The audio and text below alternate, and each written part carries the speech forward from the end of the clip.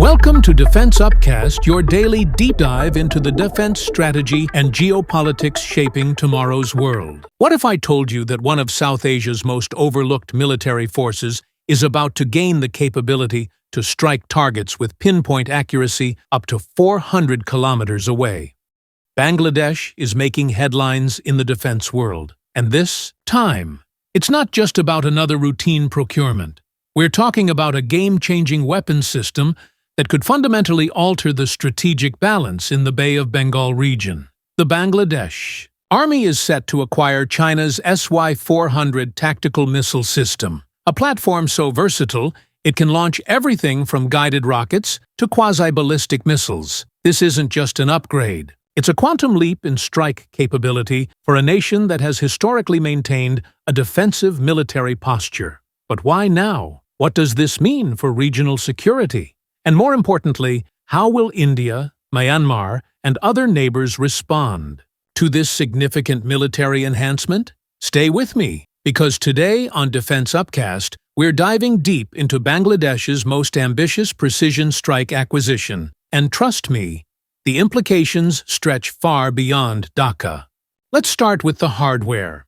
The SY-400, developed by China Aerospace Science and Industry Corporation, is what military analysts call a modular precision strike system. Think of it as a Swiss Army knife of tactical missiles. Here's what makes it formidable. Range, 200 to 400 kilometers, depending on missile variant, launch platform. 4-tube transporter erector launcher mounted on an 888 military truck payload. Options, 200 to 480 kilograms. Guidance system, GPS, inertial navigation, and terminal active radar homing circular error. Probable, under 50 meters. That's exceptional accuracy, but here's where it gets interesting. The SY-400 can fire multiple missile types from the same launcher. You've got the BP-12A guided rocket with a 230, the 80-kilometer range, and the BP-12B quasi-ballistic missile reaching out to 400 kilometers. Both can be equipped with different warhead types: high explosive, cluster munitions, or even thermobaric warheads. From Bangladesh's territory, a 400-kilometer range puts significant portions of neighboring countries within striking distance. We're talking about the capability to reach deep into Myanmar's Rakhine state, parts of northeast India, and critical infrastructure along the border regions. Now, why is Bangladesh pursuing this capability? 3 key factors. First, modernization.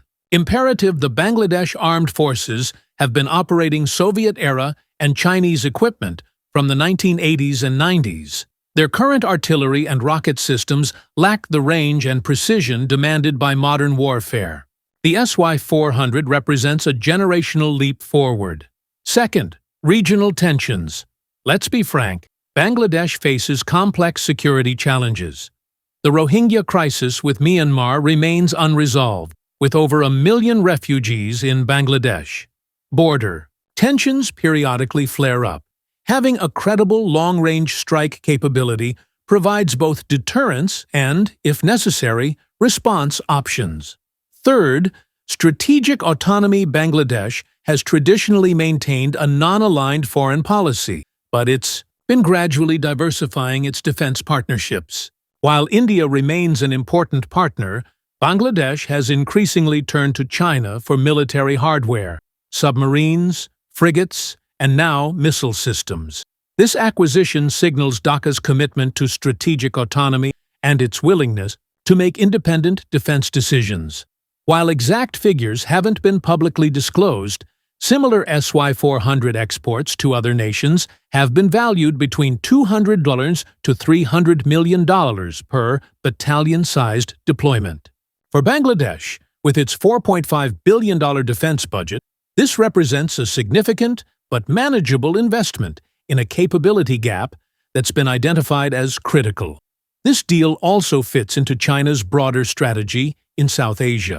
Beijing has become the largest arms supplier to Bangladesh, accounting for over 70% of its weapons imports in recent years. The SY-400 sale reinforces China's position as the go-to supplier for nations seeking capable, affordable military technology without the political strings often attached to Western systems. So what does this acquisition really mean? Let's break down the impact across three dimensions: military, regional, and geopolitical. For the Bangladesh Army, the SY-400 provides several critical capabilities they've never possessed. Precision.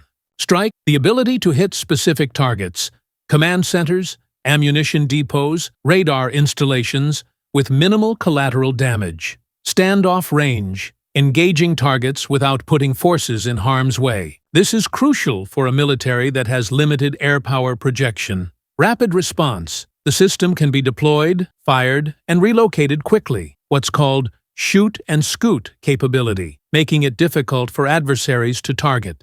But here's the catch. Acquiring the hardware is one thing. Integrating it effectively requires sophisticated intelligence, surveillance, reconnaissance, and targeting infrastructure. Bangladesh will need to develop or acquire complementary systems, drones, satellite intelligence, electronic warfare capabilities to maximize the SY-400's potential. This acquisition will not go unnoticed by Bangladesh's neighbors. India's perspective. New Delhi will watch this development closely.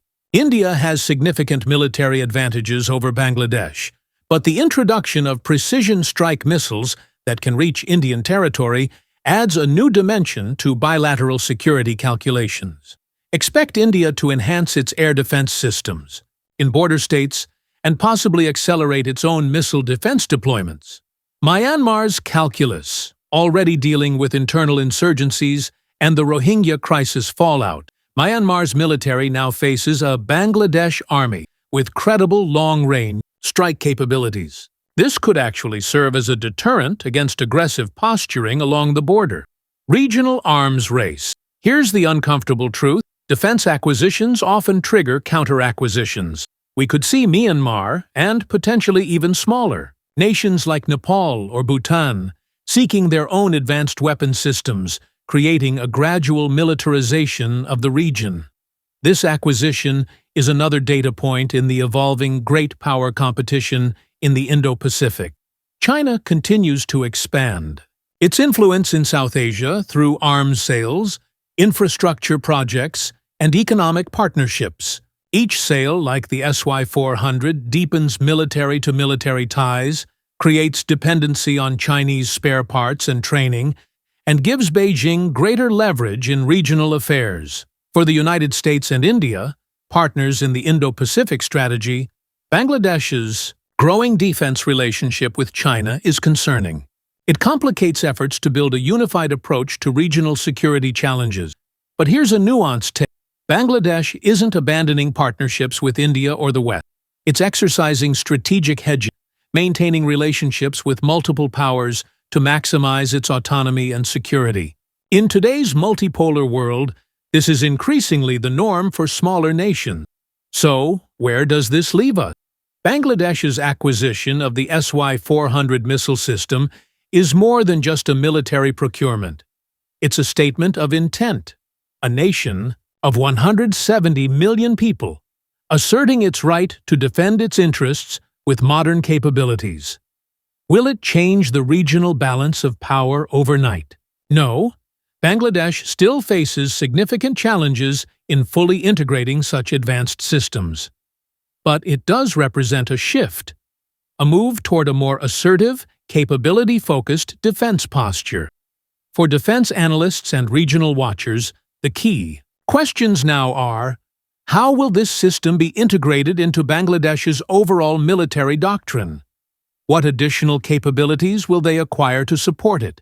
And how will regional dynamics evolve in response? What do you think? Is Bangladesh's move a legitimate security upgrade, or does it risk escalating regional tensions? Drop your thoughts in the comments below. And if you found this analysis valuable, hit that subscribe button. Here at Defense Upcast, we break down complex defense stories so you can understand what really matters. And until next time, stay informed, stay strategic.